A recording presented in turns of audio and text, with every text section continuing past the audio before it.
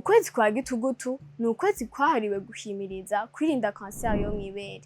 Mu bushakashatsi bwakozwe n'ishirahamwe mpuzamakungu ry'amagara y'abantu OMS mu 2020 mu Burundi, impfu zaturutse kuri kanseri yo mw'ibere zigera ku 355.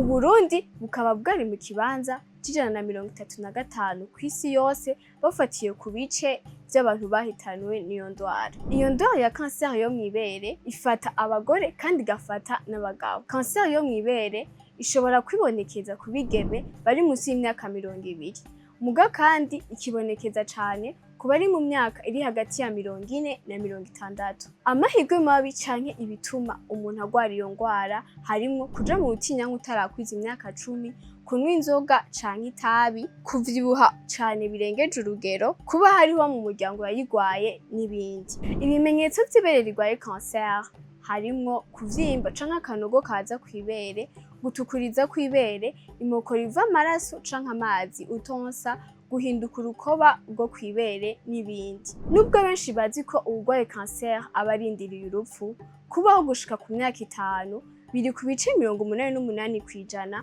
mu gihe umuntu yivuje ikiri hafi. Nayo mu gihe imaze kugera kure ni ku bice 26 gusa kw'ijana. Kumenya ko urwaye iyo ndwara hakiri kare ni vyiza kuko uburyo bukoreshwa mu kuyivuza mu gihe imaze kugera kure ari bwinshi. Mu Burundi abenshi bagera kwivuza y'abasinzikaje ataco bakibafashije kuko ibikoresho vyo kuyikurikirana bidakwiye. Ndavuga simvura amagara n'amazi aseseka ntibayore.